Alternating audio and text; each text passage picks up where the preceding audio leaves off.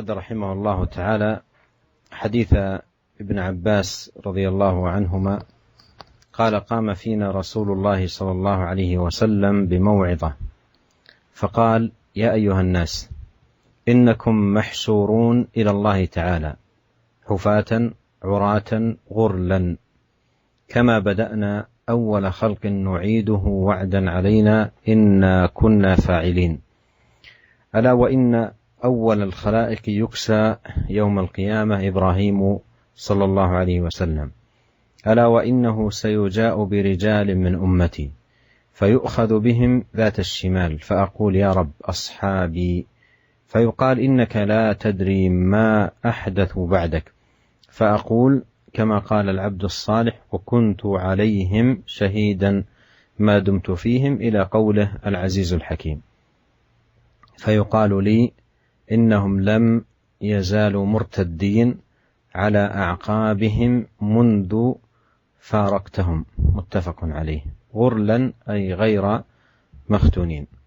أيضا هذا الحديث من الأحاديث التي فيها وجوب المحافظة على السنة والعناية بها والحذر من البدع والمحدثات التي ما أنزل الله تبارك وتعالى بها من سلطان، وأن الواجب على من يمارس البدع ويعرض عن السنن أن يحذر أشد الحذر من أن يكون ممن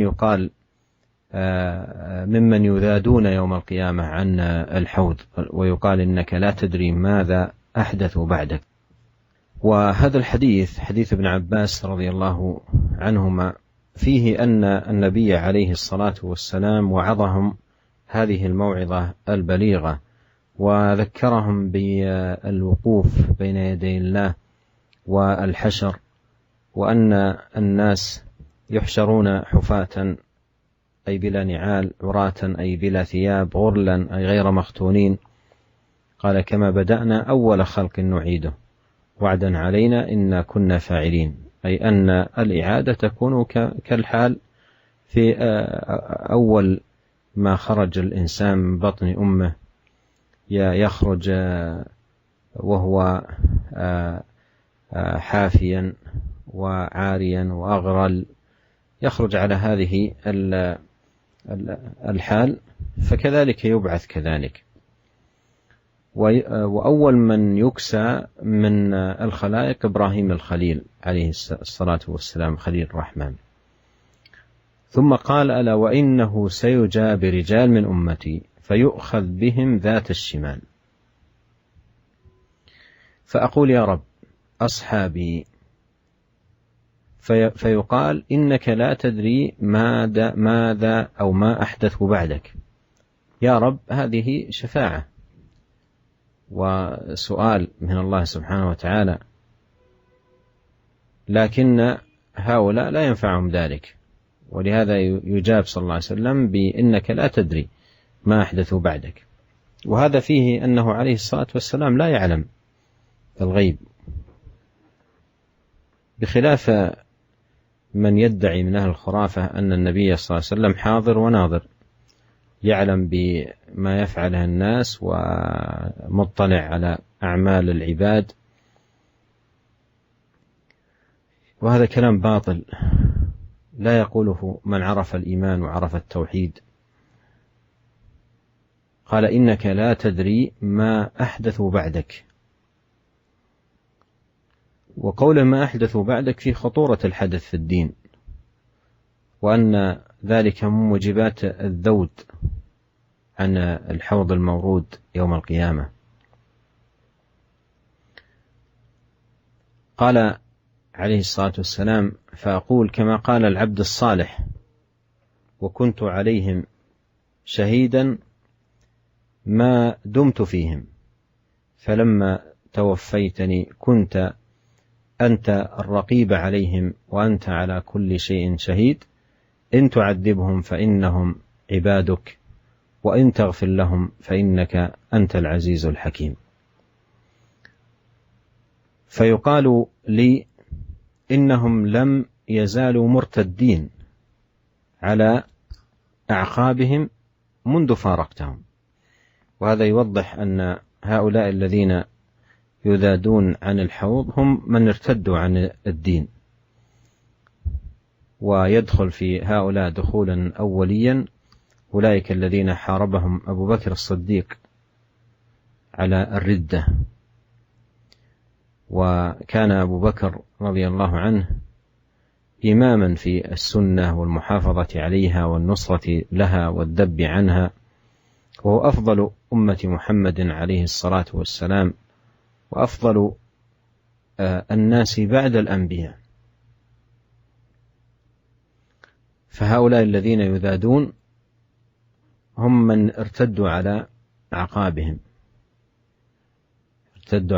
أعقابهم. والصحابة رضي الله عنهم قاموا قومة عظيمة في محاربة هؤلاء المرتدين. ثم نشأ فيما بعد أقوام ضلوا عن الحق وضلوا عن سواء السبيل، فحملوا مثل هذا الحديث على الصحابة عياذا بالله، وجعلوا هذا المراد به الصحابة كأبي بكر وعمر وعثمان وعلي. وهذا لا يقول إلا رجل أظلم قلبه بالضلال والباطل، وأظلم عقله، ممن انتكس في إيمانه وفي فكره وعقله. وإلا كيف يقول إنسان مثل هذا الكلام في صديق الأمة رضي الله عنه، وفي عمر وعثمان وغيرهم من سادات الصحابة وخيار المؤمنين؟ وهذا الطعن في الصحابة كما أنه طعن فيهم فهو طعن في الدين نفسه، لأنهم هم نقلته، وطعن في النبي عليه الصلاة والسلام الذي كان يثني على صحابته في أحاديث كثيرة جدا، بل وفي القرآن الذي فيه آيات كثيرة جدا في الثناء على الصحابة، بل لم يذكر في القرآن بوصف الصحبة إلا أبي بكر رضي الله عنه، إذ يقول لصاحبه لا تحزن إن الله معنا. وعلى كل فهذا حديث عظيم مبارك في بيان أهمية السنة والمحافظة عليها والحذر من البدع والضلالات، أعاذنا الله عز وجل جميعا منها. Para pendengar yang dirahmati oleh Allah Subhanahu wa taala, kemudian Al-Imam Nawawi rahimahullah membawakan hadis berikutnya, hadis yang ke-10 dari sahabat Ibnu Abbas radhiyallahu ta'ala anhuma, di mana beliau berkata, qama fina Rasulullah sallallahu alaihi wasallam bi mau'izatin. Nabi sallallahu alaihi wasallam memberikan mau'izah kepada kami, nasihat kepada kami. Maka kemudian Nabi sallallahu alaihi wasallam berkata, ya ayyuhan nas innakum mahsyuruna ila Allah ta'ala hufatan uratan ghurlan. Wahai manusia, sungguhnya kalian akan dikumpulkan oleh Allah Subhanahu wa taala, ya, dalam keadaan hufatan uratan ghurlan, dalam keadaan tidak memakai alas kaki, dalam keadaan telanjang, dan dalam keadaan belum disunat. Allah berfirman, kama bada'na awwala khalqin nu'iduhu wa'dan 'alaina inna kunna fa'ilin. Sebagaimana kami mulai awal penciptaan, kami akan mengulangi penciptaan tersebut. Dan ini merupakan janji yang akan kami lakukan, dan kami pasti akan melakukannya. Ketahuilah bahwasanya manusia yang pertama kali diberikan pakaian pada hari kiamat adalah Nabi Ibrahim sallallahu alaihi wasallam. Ala wa innahu sayuja'u birijalin min ummati. Dan ketahuilah bahwasanya akan didatangkan orang-orang, sebagian orang dari umatku. Fa yu'khadhu bihim dzata shimal, maka mereka diarahkan ke arah kiri, yaitu ke arah neraka. Fa aqulu, maka aku berkata, ya Rabbi, ashabi, wahai Rabbku, mereka adalah sahabatku. Fa yuqal innaka la tadri ma ahdatsu ba'dak. Maka dikatakan kepada Nabi sallallahu alaihi wasallam, sungguhnya engkau tidak mengetahui apa yang mereka adakan setelah kepergianmu. Fa aqulu kama qala al-abdus salih, maka aku berkata sebagaimana perkataan hamba yang saleh, perkataan Nabi Isa alaihissalam, wa kuntu alaihim syahidan ma dumtu fihim, dan aku menjadi saksi kepada mereka selama aku bersama mereka. Hingga firman Allah Subhanahu wa taala Al-Azizul Hakim. Fa yuqalu li, maka dikatakan kepadaku, innahum lam yazalu murtaddin ala a'qabihim mundu faraqtahum. Sungguhnya mereka senantiasa murtad keluar dari agama ini, ya, semenjak engkau meninggalkan mereka. Hadis ini hadis yang diriwayatkan oleh Al-Imam Al-Bukhari dan Imam Muslim dalam sahih mereka berdua. Para pendengar yang dirahmati oleh Allah Subhanahu wa taala, hadis ini juga termasuk dari hadis yang sangat penting dalam memerintahkan kita untuk menjaga sunnah Nabi Shallallahu Alaihi Wasallam dan mengingatkan kita akan bahaya bid'ah, bahaya mengada-ngadakan ajaran-ajaran baru yang tidak pernah dicontohkan oleh Nabi Shallallahu Alaihi Wasallam dan tidak pernah diturunkan oleh Allah Subhanahu Wa Taala, ajaran-ajaran yang tanpa dalil. Dan sungguhnya barang siapa yang senantiasa melakukan bid'ah, hendaknya mereka berhati-hati, yang senantiasa dan gemar melakukan bid'ah, agar mereka berhati-hati setelah mendengar hadis ini, karena bisa jadi mereka termasuk orang-orang yang diusir dari telaga Nabi Shallallahu Alaihi Wasallam, dihalangi untuk bisa meminum dari telaga Nabi Shallallahu Alaihi Wasallam di akhirat kelak. Dan dikatakan kepada mereka, ya, kepada Nabi Shallallahu Alaihi Wasallam tentang mereka, innaka la tadri ma ahdatsu ba'dak. Sungguhnya engkau tidak tahu, wahai Rasulullah Shallallahu Alaihi Wasallam, apa yang mereka perbuat berupa ihdaats, muhdaats, perkara-perkara bid'ah yang mereka lakukan setelah kepergianmu. Ibnu Abbas radhiyallahu taala anhuma menceritakan bahwasanya dalam hadis ini, bahwasanya Nabi Shallallahu Alaihi Wasallam memberi nasihat kepada mereka para sahabat dengan nasihat yang sangat mengena. Nabi Shallallahu Alaihi Wasallam mengingatkan para sahabat tentang hari akhirat, tentang hari kiamat, bahwasanya mereka akan dikumpulkan oleh Allah Subhanahu Wa Taala, ya, di mana kondisi mereka tatkala dikumpulkan di padang mahsyar oleh Allah Subhanahu Wa Taala, hufatan uratan gurlan, yaitu sama sekali tidak memakai alas kaki, tidak memakai sendal, tidak pakai sepatu. Kemudian dalam keadaan telanjang bulat dan dalam keadaan belum disunat. Kemudian Nabi Shallallahu Alaihi Wasallam membacakan firman Allah Subhanahu Wa Taala, "Kama bada'na awwala khalqin nu'iduh." Sebagaimana kami mulai penciptaan, kami ulangi lagi. Artinya apa? Sebagaimana kami, Allah Subhanahu Wa Taala, tatkala mengeluarkan seorang manusia dari perut ibunya dalam keadaan tidak memakai alas kaki, dalam keadaan telanjang, dalam keadaan belum disunat, maka demikianlah Allah Subhanahu Wa Taala akan membangkitkan mereka sebagaimana kondisi mereka tatkala mereka baru dilahirkan. Orang-orang akan dibangkitkan dari kuburan mereka dalam keadaan tidak memakai alas kaki, dalam keadaan telanjang bulat dan dalam keadaan belum disunat. Kemudian Nabi Shallallahu Alaihi Wasallam menjelaskan bahwasanya di antara makhluk manusia yang setelah dibangkitkan, yang pertama kali diberikan pakaian kepada mereka adalah Nabi Ibrahim alaihissalam. Setelah itu Nabi Shallallahu Alaihi Wasallam menjelaskan bahwasanya ada sebagian dari umatnya, beberapa orang dari umat Nabi Shallallahu Alaihi Wasallam yang dihalangi untuk datang menuju telaga Nabi Shallallahu Alaihi Wasallam. Umat Nabi Shallallahu Alaihi Wasallam akan minum dari telaga Nabi Shallallahu Alaihi Wasallam di akhirat kelak. Akan tapi ada sebagian orang yang terhalang, bahkan terusir, bahkan diarahkan ke arah kiri, yaitu ke arah neraka Jahannam. Maka Nabi Shallallahu Alaihi Wasallam berkata, "Ya Rabbi ashabi, wahai Rabbku, mereka adalah sahabat-sahabatku." Ya, maksudnya di sini adalah orang-orang yang dilihat oleh Nabi Shallallahu Alaihi Wasallam tatkala Nabi masih hidup. Nabi mengatakan, "Ya Rabbi, ini adalah wahai Tuhanku, wahai Rabbku." Artinya ini adalah syafaat dari Nabi Shallallahu Alaihi Wasallam. Nabi ingin Allah Subhanahu Wa Taala, ya, membuat mereka untuk bisa minum kepada telaga Nabi Shallallahu Alaihi Wasallam. Ini permintaan Nabi Shallallahu Alaihi Wasallam kepada Allah Subhanahu Wa Taala. Akan tapi syafaat Nabi Shallallahu Alaihi Wasallam kepada mereka tidak bermanfaat. Ya, tidak bermanfaat permintaan Nabi Shallallahu Alaihi Wasallam. Ya, bahkan Allah Subhanahu Wa Taala menjelaskan kepada Nabi, "Innaka la tadri ma ahdatsu ba'dak." Sungguhnya engkau ya Muhammad, engkau tidak tahu apa yang mereka adakan setelah kepergianmu. Ya. Ini menunjukkan bahwasanya Nabi Shallallahu Alaihi Wasallam tidak mengetahui hal gaib, tidak mengetahui perkara masa depan. Nabi Shallallahu Alaihi Wasallam tidak mengetahui apa yang dilakukan umatnya setelah wafatnya Nabi Shallallahu Alaihi Wasallam. Nabi Shallallahu Alaihi Wasallam tidak mengetahui bid'ah-bid'ah yang mereka adakan setelah wafatnya Nabi Shallallahu Alaihi Wasallam. Berbeda dengan perkataan sebagian orang-orang yang ahli khurafat yang mengatakan bahwasanya Nabi Shallallahu Alaihi Wasallam masih hidup sekarang. Ya, Nabi Shallallahu Alaihi Wasallam melihat bagaimana kondisi umatnya. Nabi Shallallahu Alaihi Wasallam mengetahui bagaimana kondisi umatnya, senantiasa mengawasi umatnya. Ini perkataan yang batil, perkataan yang ngawur, yang tidak mungkin diucapkan oleh orang yang mengetahui tauhid. Ya, Nabi Shallallahu Alaihi Wasallam tidak mengetahui apa yang dilakukan umatnya setelah wafatnya Nabi Shallallahu Alaihi Wasallam. Oleh karenanya Nabi Shallallahu Alaihi Wasallam mengatakan, "Fa'aqulu kama qala al-abdus salih." Maka aku berkata sebagaimana perkataan hamba yang saleh, yaitu perkataan Nabi Isa alaihissalam, "Ma qultu lahum wa kuntu alaihim syahidan ma dumtu fihim." Kata Nabi Isa alaihissalam kepada Allah Subhanahu wa taala tentang umatnya, Kata Nabi Isa alaihissalam, dan aku menjadi saksi kepada mereka selama aku bersama mereka. Falamma tawaffaitani kunta antar raqiba alaihim. Adapun tatkala engkau mewafatkan aku, wahai Allah Subhanahu wa taala, maka engkaulah yang mengawasi mereka. Wa anta ala kulli syai'in syahid, dan engkau Maha menyaksikan segala sesuatu. In tu'adzibuhum fa innahum ibaduk. Jika engkau mengadab mereka, maka sungguhnya mereka adalah hamba-hambamu. Wa in taghfir lahum fa innaka antal azizul hakim. Dan jika engkau mengampuni mereka, maka sungguhnya engkau adalah zat yang maha perkasa lagi maha bijaksana. Perhatikanlah para pendengar yang dirahmati oleh Allah Subhanahu wa taala.